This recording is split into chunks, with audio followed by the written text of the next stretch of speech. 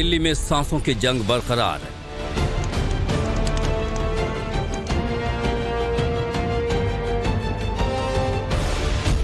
AQI पहुंचा खतरनाक स्तर के पार।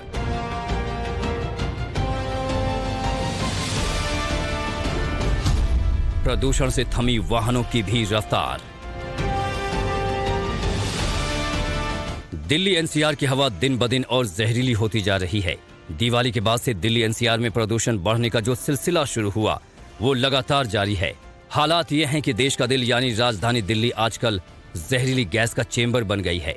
दिल्ली की हवा कितनी जहरीली हो चुकी है इसका अंदाजा इस बात से लगाया जा सकता है कि आज तड़के 2 बजे भी AQI का स्तर बेहद खतरनाक स्तर पर था। इस दौरान आनंद विहार में AQI का स्तर 412 था, वजीरपुर 430, विवेक विहार 418, बुराड़ी में AQI 398, बवाना में 413, लोधी रोड में 345, रोहिणी में 399 और पंजाबी बाग में 377 था। जिस प्रदूषण के कारण दिल्ली वासियों को सांस लेने में तकलीफ, आंखों में जलन, खांसी की समस्याएं लगातार बढ़ रही हैं। स्वास्थ्य मंत्रालय की तरफ से भी एक गाइडलाइन जारी की गई है और बोला गया है कि इस प्रदूषण में छोटे बच्चों को बाहर ना निकालें, बुजुर्गों को बाहर ना निकालें, खासकर से उन मरीजों को बाहर ना निकालें जो सांस की तकलीफ जिनको है, जिनको कोरोना सेकंड वेव के अंदर जिनके लंग्स इन्फेक्टेड हुए थे, उनके लिए प्रदूषण बेहद हानिकारक है। दिल्ली वालों की जान पर बनाई है और ऐसा पहली बार नहीं है। हर साल अक्टूबर से दिसंबर तक हालात कुछ इसी तरह के होते हैं। ऐसे में सवाल ये उठता है कि आखिर इसके लिए क्या पराली जलाने वाले किसान जिम्मेदार हैं या फिर हरियाणा पंजाब की सरकारें जिम्मेदार हैं जो पराली जलाने से रोक नहीं पाती हैं? क्या किसानों को पराली न जलाने का विकल्प समय पर मिल पाया था? इन सवालों के जवाब क्या हैं, इसकी तलाश हमें पंजाब और हरियाणा के अलग अलग हिस्सों में ले गई जहां पर आजकल पराली जलाई जा रही है। पराली जलाने पर पंजाब की सरकार रोक लगाने में कितनी कारगर साबित हुई है, इसकी पड़ताल के लिए हमारी टीम सबसे पहले पहुंची लुधियाना के एक गांव में जहां पर खुलेआम पराली जलाई जा रही है। किसानों का आरोप है कि उन्हें सरकार की तरफ से कोई मदद नहीं मिली, जिसके बाद उनके पास पराली जलाने के अलावा कोई चारा नहीं बचा। पंजाब में डेली पराली जलाने के कई मामले सामने आ रहे हैं। इस समय हम लुधियाना के एक गांव के एक खेत में ये तस्वीरें दिखा रहे हैं। यहाँ पे देख सकते हैं कि किसान पराली जला रहे हैं, जबकि किसान ये कहते हैं कि सरकार कहीं ना कहीं उनको मशीन नहीं दे पाई, जिसके कारण वो मजबूर है पराली जला रहे हैं। और लगातार हम देख रहे हैं कल एग्रीकल्चर मिनिस्टर और एग्रीकल्चर ऑफिसर्स को चेतावनी दी जा रही है कि ये स्टबल बर्निंग ना की जाए, क्योंकि लगातार जो पोल्यूशन का लेवल है दिल्ली में बढ़ता नजर आ रहा है। लेकिन फिर भी गवर्नमेंट की के बावजूद भी किसान पराली को जला रहे हैं। क्या कारण है आपका स्टबल बर्निंग करने का? जो ये हम आग लगा रहे हैं जी, हाई कोर्ट सुप्रीम कोर्ट ने भी इनको बोला था सारी सरकारों को कि भी जिम्मेदार को जो है कंपनसेशन दी जाए, पर किसी ने कोई कंपनसेशन नहीं दी, कोई मशीन नहीं दी। जैसे कि ये स्टेट सरकार कह रही है हमने मशीनें दी हैं, किसी को मशीन नहीं दी।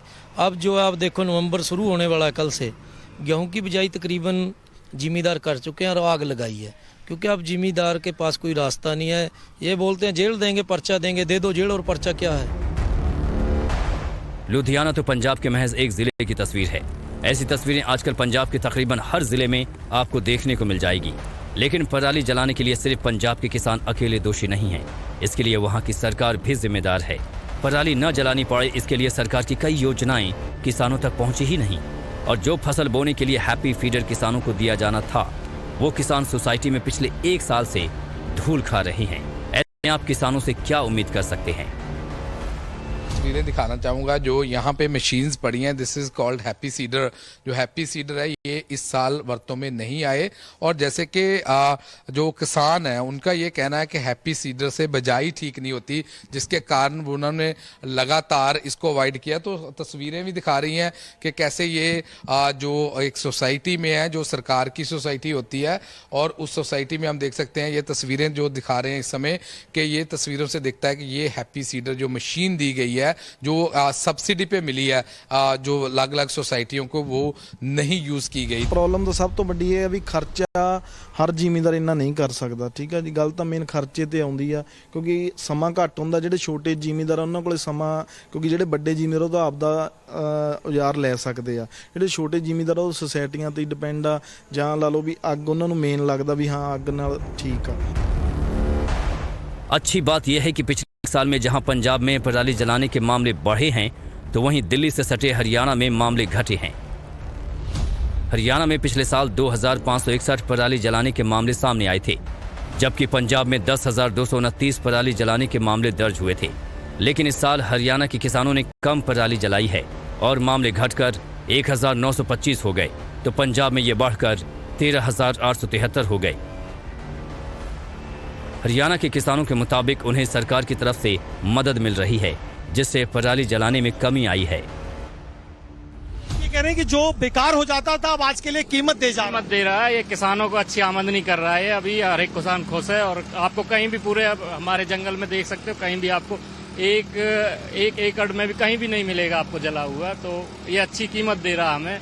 ये पहले क्या करते थे? पहले आप लोग उसको बेकार जला देते थे या वेस्ट कर देते थे?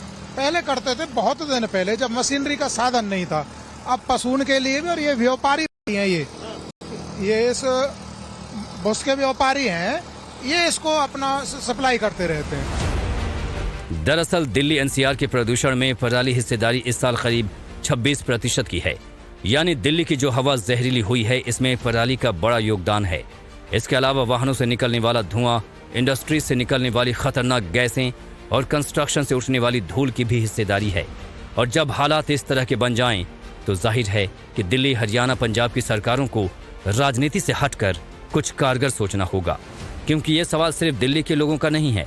हालात यही रहें तो इसका असर धीरे धीरे आने वाले सालों में कई राज्यों पर भी पड़ेगा, और तब हेल्थ इमरजेंसी के नाम पर भी लॉकडाउन जैसे हालात बन जाएंगे। लुधियाना से गुरप्रीत चिन्ना और परवाल से कुंदन सिंह के साथ ब्यूरो रिपोर्ट, टाइम्स नाउ नव भारत।